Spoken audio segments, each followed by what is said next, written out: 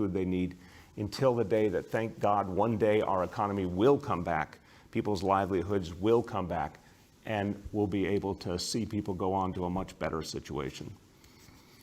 So this budget is about all those basics, and it's also about change. It's also about progress. It's about ensuring that we act in the spirit of social justice.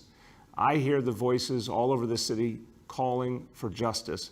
I know the City Council does too, and we're acting on that call for justice. I believe it is our mission to redistribute resources to those who need them the most, to act on our values, to say that the community has been hardest hit by the coronavirus and so many other challenges need more. And the truest act of equality is to take resources and give them to those who have the greatest need. And it's time to do the work of reform, to think deeply about where our police have to be in the future, where the NYPD has to be in the future, how we reimagine what the NYPD does to make it ever more connected to the communities it serves. We have done that with neighborhood policing, and we need to go farther now in new directions that will keep the city safe, but also really create the trust that we need between the NYPD and our communities. So look, as we looked at the question of public safety, I had 3 ground rules. When we went through all these discussions with the council to figure out the right way forward, I said, we have to keep the city safe. We have to protect the levels of patrol strength throughout our communities. And we had to make sure that we were really doing something to refocus resources on young people and on communities hardest hit, that we were reinvesting in ways that would help us address a lot of the root causes of the problems we face. I am confident that this budget does exactly that. $1 billion is shifted away from the NYPD in a variety of manners. We will be canceling the upcoming recruit class that would have started in July. And we're going to make sure that patrol strength is consistent by reassignments from administrative duty to patrol duty, by ensuring that the NYPD will make revisions in some of the functions it performs, ceding certain functions to civilian agencies. We're also going to focus on overtime. This has been an area of real concern with many agencies, but obviously with the NYPD. And so we're going to make sure there are major reductions in overtime expenditures, use that money for other important needs. And we'll be reducing non-personnel costs and contracts. All in all, a variety of actions to take $1 billion and move it to other needs, other approaches. Now, where are we going to focus those reinvestments? Well, particularly on young people. So, summer youth programming. This has been an issue, such an important issue. Look, back in April, we didn't know what the future would bring. We didn't know whether the city would be able to reopen. We didn't know what things would look like. Now we know that we can really energetically recreate a variety of types of summer youth programming, whether it is online or in person, summer youth employment, or community centers and youth centers. So we're going to ensure summer programming for over 100,000 New York City young people. That's going to be an investment of $115 million. Another $116 million will go to education. Another $134 million will go to social services and family services in the communities hit hardest by the coronavirus. And another crucial piece, and this is something I felt very deeply about. You remember back in my State of the City remarks in February, before the coronavirus, I said, let's focus on young people, let's focus on community centers, recreation centers for young people. Let's invest in a way that gives young people more positive options. This is why I think it's so important that we take money from the NYPD's capital program and put it into the needs of our young people and our communities, and particularly young people who are in public housing. So $450 million will go to youth centers and recreation centers focused on communities of greatest need. And this will include money redirected from the plan for a new 116th precinct in Southeast Queens. That money will be redirected to a new Roy Wilkins Community Center in Jamaica, in Roy Wilkins Park. Also, $87 million will be moved to create widespread broadband service in NYCHA for families that don't have it now, that don't have access to the internet. We want to make sure that families, and particularly young people, are able to bridge that historic digital divide. We're going to invest to answer it, to give young people and families the service they deserve in NYCHA developments that don't have it now. So this is real redistribution.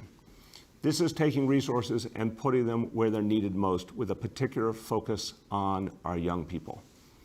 And look, it fits what we've been trying to do for years, and it fits the fact that New York City has been leading the way for years in a vision of redistribution, a vision of focusing on young people, a vision of change and reform. These things have been working, and now we will go much farther. We can be a safe and fair city. This is the same discussion we've had from the beginning. Can safety and fairness walk hand in hand? I've said for most of the last decade, yes, and we've proven it. We're going to prove it again, and this budget will allow us to do so. Two more points today that are not about the budget, but are very, very important to note, and then we'll turn to our colleagues in the media. So, the very important, while we're doing this work, many New York City graduating high school seniors have a whole different thing on their mind. Their families are thinking about tonight, the virtual graduation ceremony. Never before done, obviously. Nothing of this scale has ever been done before. And we want to honor the class of 2020 that have gone through so much, fought so hard, fought their way to graduation no matter what was thrown at them. We want to honor them. Tonight will be that extraordinary citywide telecast to show our graduating seniors we care about them. There'll be a number of special guests and performers, and there will also be two keynote speakers, and I'm going to announce them now. One deserves the title legend, a New York City legend, the pride of the Bronx. She makes us proud with everything she has achieved in her career. And the other is famous for his achievements on the baseball diamond, not someone we think of first and foremost coming from our city, but he had the wisdom to become the fiancé of the New York City legend from the Bronx. J-Lo and A-Rod will be our keynote speakers for the virtual graduation. We thank them both, and it's going to be exciting. Do not miss it. Tonight at 7 p.m., we want to thank WPIX Channel 11 for broadcasting it live. Thank you so much. And you can also watch online, nycclassof2020.com. And again, congratulations, graduates. We are very, very proud of you. Finally, we're going to do what we do every day, our indicators. And as we're dealing with the budget and so many other challenges, this is a great day in terms of our indicators, and it's a tribute to all of you for the hard work you have done. So, indicator number one, daily number of people admitted to hospitals for suspected COVID-19. Threshold is 200. Today, it is 40 patients. Number two, daily number of people in health and hospitals ICUs, threshold of 375. Today's report, 301 patients. And most important, percentage of people testing citywide positive for COVID-19, threshold of 15%. Today, down to 1%, which is wonderful. Congratulations, New York City. A few words in Spanish. Hasta en los momentos más difíciles, hemos protegido lo que más le importa a los neoyorquinos. Este será un momento que transforme nuestra ciudad. Y vamos a seguir creando una ciudad mejor y más justa. En un momento de cambio, como ningún otro, su ciudad ha respondido el llamado. Y este presupuesto es prueba de ello. With that, we will turn to questions from the media. Please let me know the name and outlet of each journalist. Hi all. Just a reminder that on the phone today we have Budget Director Hartzog and Senior Advisor Dr. Varma. With that, I will start with Dave Evans from ABC7. Hey, Mayor, this is Dave. Hey, Dave, how you doing? Dave, I'm hearing phone trouble. Hold on, try again. Dave? Can you hear me now? Try again, Dave. Can you hear me? Hey, can you hear me now? There you go. Okay, sorry, we're moving around is why, so I pulled over. I wanted to ask you just a couple of questions. First of all, the police budget, when we talk about $1 billion, and I know that it's been called a cut, but talking to several council members, especially those who are so far on the budget for tonight, they're saying it's really not a cut. You're just basically shifting money from other things. For example, the reduction in overtime, which you really don't know if you can do. The school safety agents, transferring that to the education department, that it's really not $1 billion in cuts. So could you address that first of all? Yeah, Dave, we've got a number of items here, and they all are savings from the NYPD, and they all represent changes and reforms. First of all, we are doing something that we had to do a lot of work to make sure we could do effectively and safely, which was canceling the July class. That does reduce the headcount for the NYPD. We are able to address that with a number of reassignments and ways of finding efficiencies and changing some of the responsibilities of the NYPD to focus on that which they do particularly well and moving other responsibilities to the civilian side. The changes that we're talking about, many people have said, how do we reimagine school safety? We're doing that with this plan. How do we reimagine the functions? Where can civilians better do the work? We announced previously moving off the vendor enforcement. There's going to be changes now in homelessness enforcement. A whole lot of things that are fundamental reform. The over $500 million that we're taking from the NYPD capital plan and putting into youth centers, recreation programs for young people, broadband access for young people and families. This is a lot of redistribution, but it's still done in a way that is safe for this city. That is the balance that I said we had to strike, and we have struck this balance. Okay, Mayor, my other question has to do with the education department. I've been told that it's you're not laying off teachers, but we're not replacing those teachers who are retiring. And we do have a lot this year because of everything that's going on. And that would save about $1 billion, or the overall cut to schools will be $1 billion this year. Can you comment on that for me, please? Dave, we obviously, and I'll turn to our budget director, Melanie Hartzog, in a moment. We are dealing now with a really complex situation with our schools because we are trying to bring back schools to the maximum on September 10th. We still don't have all the information we need to know the final approach, because that will have everything to do with what's happening with the coronavirus. We know that there are some kids who are not going to be coming back to school right away, some teachers who are not going to be coming back to school right away. There's a lot we have to balance here. So there's still work to be done on how we're going to approach the needs we're going to have for educators for September 10th. That is a separate question from the fact that we have $1 billion in labor savings that are now formally part of this budget. That $1 billion in labor savings, again, that's the equivalent of 22,000 city employees. We're going to work with every union to see if we can find alternative savings and avoid a situation where any of those folks have to be laid off. And again, hoping and praying that we get support from Washington or Albany or both. But that situation is still an open question, and that level of layoff would affect, obviously, every agency. So let me turn now to give some additional insight to our budget director. Again, thank you to you, Melanie, and your whole team at OMB for extraordinary hard work in recent months.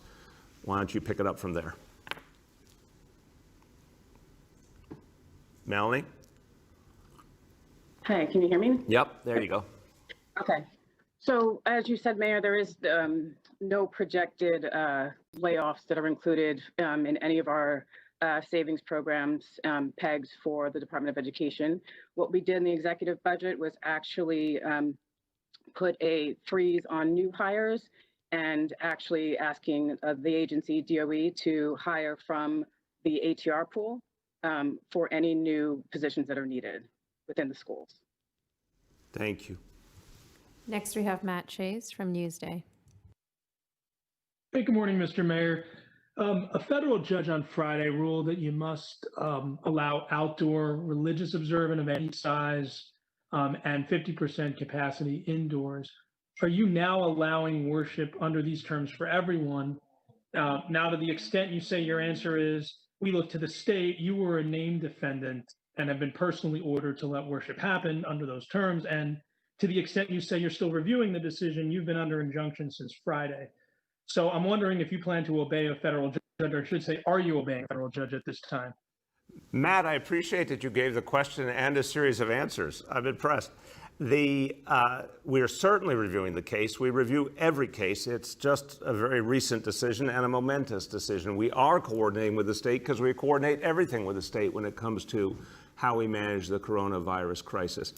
The last I've heard from our lawyers, Matt, is by definition when there's a federal judge's decision under these circumstances, it is in effect in the immediate term, but there are still a lot of open questions. And obviously the question of how we want to deal with it going forward in the legal process. So I can have our law department update you afterwards on the nuances, but when we're instructed to do something by a federal judge and there's no action to stay that decision, then of course we abide by it. But in an emergency like this, we still need to keep coordinating with the state to make sure even a federal judge's order still has to be interpreted pragmatically because we're in an emergency situation. Go ahead. Now, on the budget, what will the NYPD's headcount be at the end of 2020? And can you give an example of an NYPD overtime shift that will not happen, that would have happened? Yeah, the case here is that there has to be a reduction in overtime. This is something we've talked to a lot of agencies about, and we've actually made some real progress with the NYPD and other agencies reducing overtime. Good management, and we have very good management at the NYPD now, finds ways to use overtime when absolutely needed, but not overuse it. So there's still going to be a very substantial overtime budget. Look, let me say, I want to make a clear statement that if something absolutely exceptional happens, God forbid, something happens, an act of God, a disaster, anything like that, it's a whole different discussion when overtime needs go up for very objective reasons. But under normal circumstances, the goal is always to keep reducing the reliance on overtime. And I'm convinced it can be done. And it's just, again, smart management. You use fewer officers in a certain situation, or you find a way to use the existing officers rather than have people go on an overtime basis. In terms of the headcount change is that the class in July, and I'm going to double check the number, but I believe it's 1,163. Since that class will not proceed, that is the reduction in headcount for the agency. How that gets compensated for in terms of patrol strength is by reassignments from other types of roles, like administrative roles that uniform officers are playing now, and by changing some of the responsibilities. If you don't have to do vendor enforcement, if you don't have to do homeless enforcement, and a whole bunch of other things, you keep freeing up officers for other types of patrol responsibilities. Final point, Matt, remember that class, we couldn't do an April class because of the coronavirus. July was going to be a big class, but the July class was not going to be on the streets until January 1st. So everything that we're going to do in 2020, there's no impact of the academy in 2020 at this point because of the conditions created by the coronavirus. Everything we're going to do to keep people safe in 2020 is going to be through redeployments. Next, we have Yoav from the city. Hi, Mr. Mayor. I wanted to stay on the NYPD overtime issue. essentially, because this is not the first time we heard that their overtime will be capped, and I can't recall a time when it's worked successfully. So what is different this time? What measures are you instituting to ensure the cap is kept to? And also, can you provide specific numbers here? What was the overtime initially planned for, the amount? And by how much is it being reduced? Yeah, I'm going to do the broad stroke because I don't agree with your assumption, and then turn to Melanie Hartzog on any details that she has now. Yoav, no, first of all, this broad brush respectfully saying it's never worked before. I disagree. There's been plenty of instances where there was a mandate to reduce overtime and it did work. It's a constant effort. I've been working in government a while, and I could say that I see constant efforts at efficiency. The things we used to do in the past that we don't do anymore is a very long list. Much more modern, much more efficient, much more use of technology. There's all sorts of examples of where government's gotten more modern and effective, but also uses overtime less as a result. Also, good management. The NYPD is particularly well managed today. It has gotten better with every decade and every year. And Commissioner Shea is a very smart, data-driven, modern manager. He is going to find ways to make things happen. I'm just convinced. So I don't blame you for being a little cynical, but I'm not cynical. I know we can find really substantial savings here. Melanie. So the total uniform overtime budget for fiscal year 2021 was $523 million, and we're going down by $296 million. I believe that answers Yoav's question. Go ahead, Yoav. Okay, thank you. I also wanted to ask you about that health report from 2017, the draft that provided a larger number of of law enforcement related killings in the city from 2010 to 2015.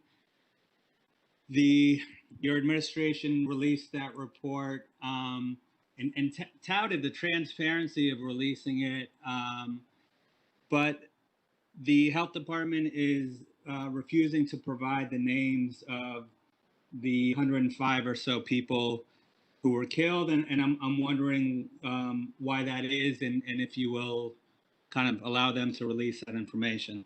Yeah, I'm not familiar with the details, Yoav. Obviously, I want maximum transparency. If there's a particular privacy issue or something, we obviously have to look at that. But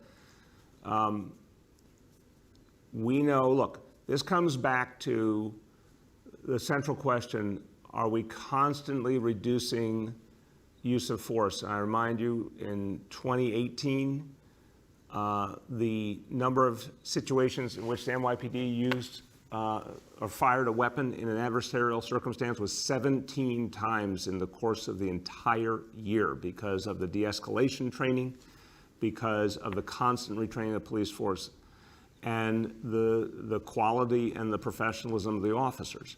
So we've been changing every single year. We've been reducing use of force constantly.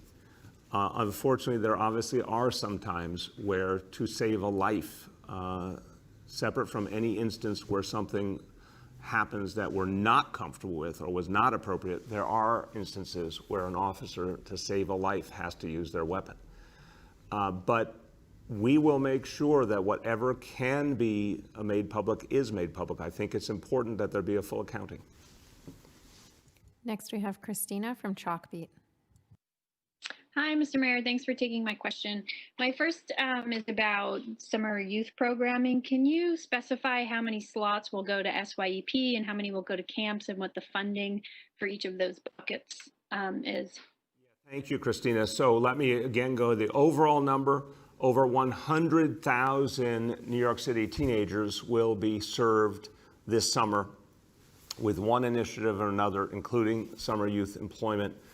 Melanie will go over some of the details in a moment, but the important point here is City Council cared very deeply about this, and I give them credit for that. They wanted to see the maximum investment in young people. We all were dealing with extraordinarily challenging health conditions and logistics, but as the health situation has improved, we're able to do a lot this summer with young people. And some things we'll still have to do virtually, but it still will be good for young people to have that engagement and to have the financial support that can come with it. So over 100,000 kids will be served. It's, I think, going to really help as these young people are getting ready for the school year in September, and it's going to really help them because they've gone through so much with the coronavirus. Go ahead, Melanie, on some of the details. Sure. So SYP/Summer Bridge is about 35,000 slots. Summer camps are 81,000. And then we have our social distancing program, which is 500. And then leading from summer into early fall is our Work, Learn, Grow program, which is about 2,000. So over 100,000 slots. Christina, did you have a follow-up? Regarding the transfer of school safety officers, can you say what powers, if any, they'll have? Can they still make arrests, and will they be supervised by principals now? So, Christina, we're going to work through the details with the Department of Education and NYPD. What's important to understand here is in the first year of the transition, there will be a growing leadership function played by school leadership. Officers will be trained by the DOE. There'll be a heavy focus on restorative justice, social emotional learning, deeper dialogue with young people. You know, we believe strongly, this is an administration that has radically reduced the amount of suspension. I believe it's over 40% reduction in suspension. I want to see it keep going down. We've invested a lot in restorative justice, a lot in social emotional learning. Believe strongly in things like peer mediation. And I think school safety will be more effective if it gets more deeply trained in those approaches and in deepening the dialogue with young people and their families. So there's going to be a lot of change of approach in the first year and then the full transition in the second year. There still will, of course, be the ability for NYPD to deal with a situation that is violent or criminal. But the goal here, because that's not the majority, clearly, the vast majority of situations that school safety deals with can be dealt with in a very different manner, is to move more and more to those modern and sort of reform-minded practices and to train the agents in how to do that. Next, we have Erin from Politico. Hi, Mr. Mayor. Is there an NYPD hiring freeze in this budget, or is there another class besides the July one that's expected to be hired in this budget? Yeah, thank you, Erin. So the July class won't exist. That, again, takes 1,163 officers out of the head count. The next class is scheduled for October. That'll go forward as normal. Yes. Am I on here? Yeah. The answer is yes. Oh, okay, great. And then my other question was, aside from the NYPD, can you tell us some of the most significant cuts representing, as you mentioned, several $billion since February? Yeah, I'll start and I'll pass to Melanie Hartzog. I mean, we've had to re-examine every agency and ask them to dig deep and find savings. Some savings clearly came from things that just couldn't happen because of the coronavirus, but others were more programmatic. So we particularly asked Department of Education, it's our biggest budget within the city government is Department of Education. We asked them to dig very deep. And we had to add it up, of course, to billions of dollars. So it took pretty consistent, constant effort. But Melanie, you want to give a couple of highlights? Sure. So just in total across all of the city agencies, it's about a 1,600 headcount reduction, which totals $100 million annually, roughly, from fiscal years 21 and out. Mayor, as you mentioned, DOE had savings of $400 million over 2 fiscal years. Most of that is tied to remote learning and also taking a hiring freeze on central office functions.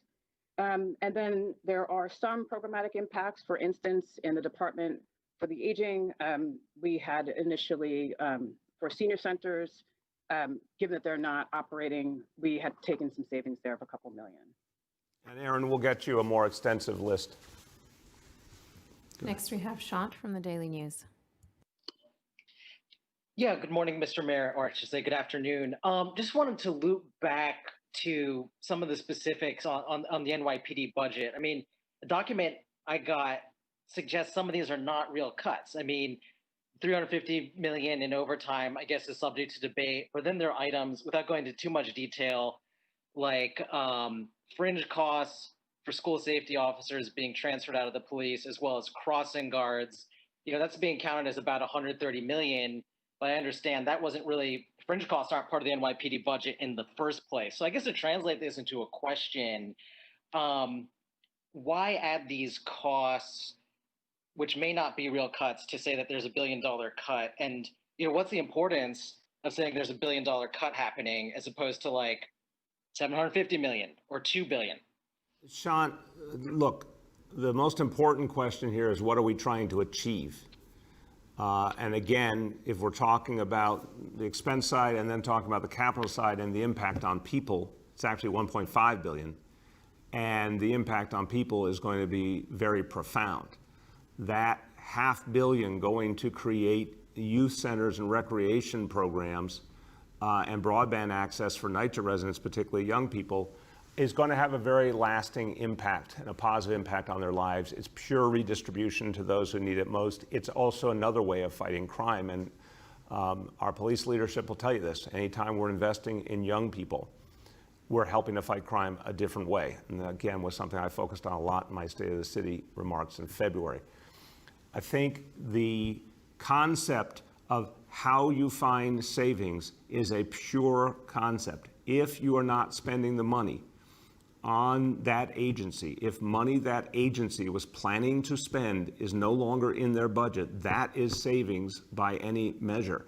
Some is pure headcount reduction, as we said, 1,163 member reduction in headcount. Some is reduction in overtime. That's money that will not be spent. Some is shifting functions to free up officers to do other work so that we can compensate for the reduction in headcount. Changing roles. There's not just a question of money, there's the question of reform. Desire to see roles that can be handled by civilian agencies done that way rather than by the NYPD. The changes in approach to school safety and where school safety will ultimately reside. At the same time, focusing on how we keep kids safe in school. These are all reforms and changes and savings. So we put together a package that responded to the real concerns of the council, and it's always been this way, the back and forth between the council and the executive branch. I was a council member. I respect the council's role. This was something that they thought was crucial to achieve. I said we can achieve it if we can meet three standards, if we can ensure the city will be safe, keep the actual patrol strength, the real patrol strength consistent, and of course, redistribute money to youth programs and social services. We were able to come together and strike that balance. Yeah, thanks for that. Switching gears a little bit, I think a lot of nonprofits are bracing for pain with council members' discretionary funding being reduced. The complaint I'm kind of hearing is, we provide vital services, we're looking at getting killed. Why not spread the pain elsewhere? Why not do furloughs or pay cuts for city employees? I mean, I gather the city layoffs are off the table, but why not find another way to reduce spending on city salaries? Thanks. Yeah, thank you, Sean. It's a fair question, but I just disagree with the assumption. I honor the nonprofits. We've done a lot to invest in nonprofits. They play an extraordinarily important role in this city. And I've put my money where my mouth is for 7 years on this front. But we're in a crisis unprecedented in the history of the city. The last time we were dealing with this many fiscal challenges was the 1970s fiscal crisis. This is going to be a multi-year challenge. And our city workers have been asked to do more and more and more in the midst of this crisis. So no, I'm not turning to city workers and say, take a pay cut when I'm asking them to save lives and keep this city going. We do have to consider layoffs and furloughs, but not layoffs and furloughs so we can take from our public workforce, which is the essence of how we keep the city going, and turn that money over to a nonprofit. That's not the way I see it. I want to give the nonprofits all I can. But I am really concerned, Sean, that not too long from now, October 1st is not a long way away. If we don't get some combination of labor savings, stimulus, borrowing capacity, then we're at a point where 22,000 city workers no longer have their job. And I don't want to see that happen. That would be the single worst thing that could happen for New York City. So deeply respect the nonprofits, but my focus is going to be on keeping city services going and city employees in their jobs. Next, we have Marcia from CBS. Good morning, Mr. Mayor. My question has to do again with police reform and the fact that a lot of the reform groups are saying that the money that you're taking out of the NYPD budget is basically a gimmick, fiscal sleight of hand, and they're not happy. What do you say to them? Marcia, look, some people are never happy. And I'm doing the work every day to make sure that we change the city, that we do real reform, that we listen to the honest desire of people all over New York City for more respect, more social justice, but also, and I know you know this, Marcia, the deep desire in our neighborhoods for safety and how we strike that balance. I've talked to people all over New York City, not only in the last few months on this issue, but for years and years. They want safety and they want fairness. They want respect from the NYPD, but they also want to give respect to the NYPD. They want both to happen. So what we're doing here, I think, is profound. When you add it all together, $1.5 billion, money clearly going from the NYPD to youth programs, the way we said. There is a headcount reduction. That's a major, major issue. But we're compensating for it in a smart way to keep patrol strength consistent. It won't be easy. We're asking a lot of the NYPD. We are. It's a time in history where we're asking a lot of everybody and every agency, but in this case, particularly asking a lot of the NYPD. But the NYPD is up to the mission. I don't have a doubt in my mind. They will find a way to be more effective and efficient. They have for years, and they will keep us safe. And we all understand we have to answer the real concerns of this moment, that people want to see our society progress. And I think by doing this work of reform, it actually also helps us heal. So this is a real world way forward. And Marcia, are there going to be critics on all sides? Of course, but I'm convinced this is real change. So, Mr. Mayor, I actually have another question that's unrelated. I know you announced at the graduation that J-Lo and A-Rod are going to be performing. Are they going to be performing from Florida where they've been hold up, or are they going to be here in New York? I don't know the exact location, and I think it's more of a keynote remarks than performing. We will get you those details for sure. But I will say to you, again, I think for our young people who are looking for inspiration after an incredibly tough senior year, like none of us has ever been through, this class has been through the hardest. I think to have a woman who came up from the grassroots in the Bronx and has come so far, and amazing, amazing achievements, including the last Super Bowl show. I think it's going to be inspiring for them in particular to hear this daughter of the Bronx, who is a great example of what a New York City public school kid or New York City kid can achieve. So I think people will be really, really happy that both of them are a part of it. Next, we have Henry from Bloomberg. Hello, Mr. Mayor. How are you doing? Good, Henry. How you doing? I'm doing good. I want to congratulate you for getting this done. It had to be really hard, and you've taken a lot of lumps. I'm going to congratulate you for getting this thing done. Thank you. I appreciate that, Henry. But at the same time, you didn't say that A-Rod is really a son of the Bronx. I know you're a Red Sox fan, but, Henry, I will not count that as a question. I will simply comment.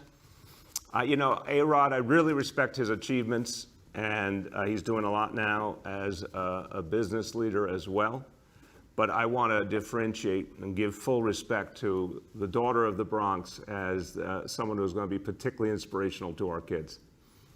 All right, so that'll count as a question because I know people hate how long I take. But here's my question, and it goes back to the police spending, the overtime amount that's going to be cut just sounds completely unrealistic. I mean, the cops, I believe, drew about 115 million in overtime just from the last spate of protests in the city.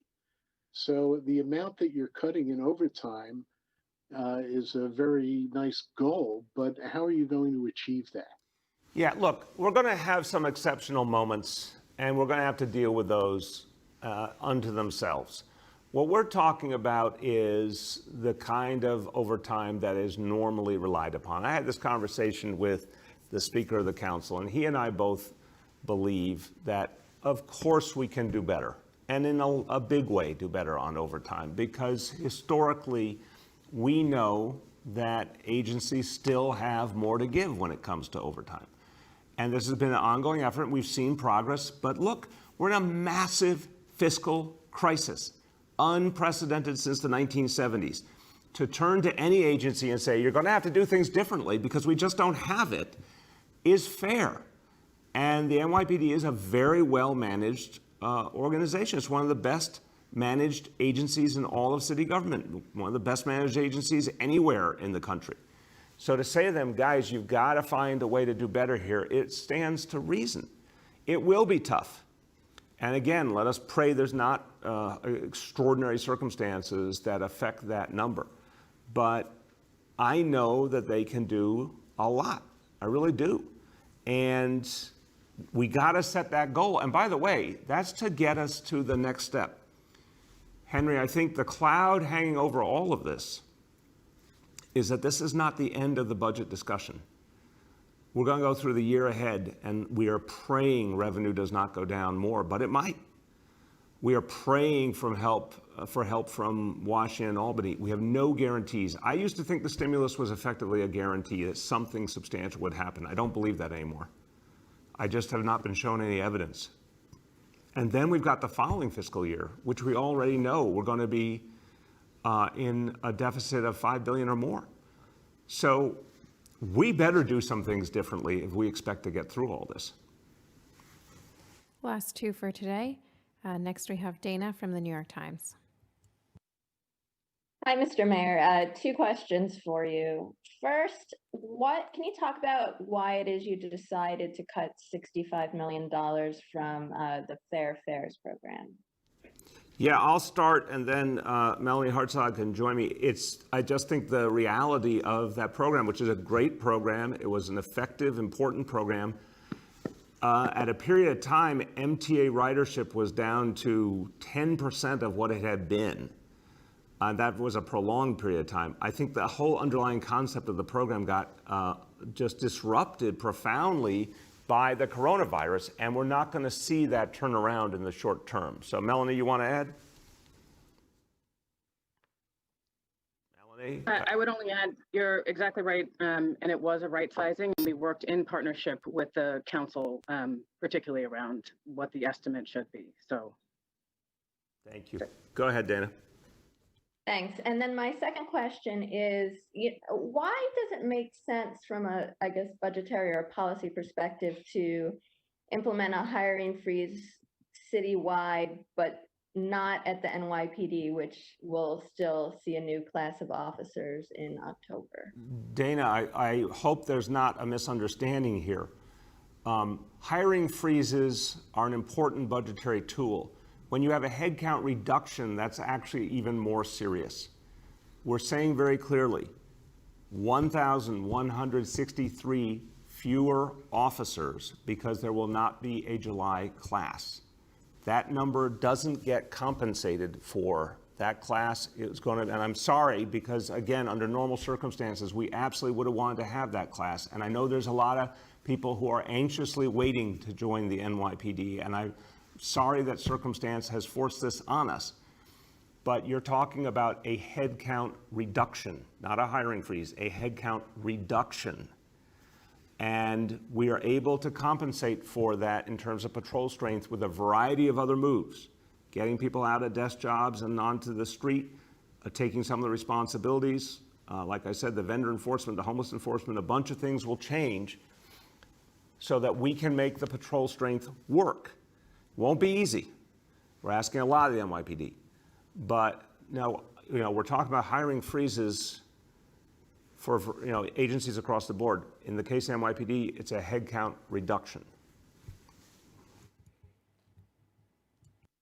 Sorry, last question for today, we have Julia from the Post.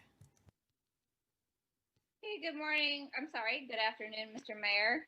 I'm wondering if counterterrorism within the NYPD is at all taking any hit in the budget cuts, given that there's an ongoing threat to the city and what the PD has done to stop attacks before. You'll remember, Julia, that on my watch, we deepened the work of our counterterrorism initiatives. And even though we've been focused on so many other things in the last few months with the coronavirus and so many other challenges, we cannot dismiss the threat of terror. We're still the #1 terror target in America. So we're making sure in this budget that we are protecting our counterterrorism capacity. We have to, in everything we do, figure out how to be as efficient as possible, not only because of the challenges, as I said, in this immediate budget, but what's coming up ahead. And again, if we don't see a stimulus, it's going to be really, really troubling what that's going to mean for this city. But we have to protect the kind of counterterrorism capacity we need for the current circumstance. That is an absolute requirement. Okay, you said we have to protect it, but will the division or any of the divisions see any cuts whatsoever? Well, again, the focus here is on what we've done with the class, which is not the same thing as obviously what we do with counterterrorism. Right now, the way we're finding savings is to cancel the July class, to reduce the overtime. That does not directly affect the counterterrorism work. We can get you more detail, but the essential answer is no, it does not undermine our counterterrorism capacity. I think that's 2 questions. Okay, everyone, let me just finish up here. And I want to focus on what has been so much of the discussion in recent weeks. And yeah, of course, it's been about the coronavirus. It's been about disparity and a history of unfairness. It has been about the question of policing. It's been about healthcare. There are so many things that have come together in recent weeks that are deeply, deeply in our mind, and certainly in the mind of the City Council, as we come together on a budget that will make a lot of change in this city. But if there's one thing that has, I think, struck a chord that has been deeply felt by New Yorkers across the board, it is what our young people have gone through. It is that our young people have experienced something that we would never have wished on them, that has been extremely trying for them, even traumatic for a lot of them. And we need to uphold our young people and help them through this moment in history, and they're going to inherit this city. We've got to be there for them. Now, as we all have fought this virus back, and we're not there yet, but we've come a long way, we're in a position to do a lot more for our young people. And this is something the City Council really passionately said, whatever happens in this budget, we're going to have to shift resources to young people, and that's what we're doing. And I want to be clear. I said it back in February in the State of the City remarks. We need to think differently about how we support young people in this city. We've made a lot of changes before, but we need to go a lot farther. The NYPD is going to refocus on helping young people. The same vision that Commissioner Shea put out months and months ago before the coronavirus. The NYPD engaging young people positively, productively, helping them avoid problems, working with their families. That's going to be a lot of our future. The youth centers that we're now going to open, that we're making a budget priority, taking money from policing, putting it into youth programs. What I said in February rings true now. Our young people need to be reached, not policed, reached. We need to help them. We need to connect with them. We need to figure out what they need to move forward, how to overcome the challenges and traumas, how to nurture them and support them. And we can do that. We must always have safety, and we will in this city. But we're also going to amplify both safety and fairness by reaching our young people more deeply than ever before. And that's what this budget is all about. Thank you, everyone, for continuing to do the amazing work you do every day. I hope you're proud of today's health indicators. It's all because of you, and it's a good sign for the future of this city. Thanks very much.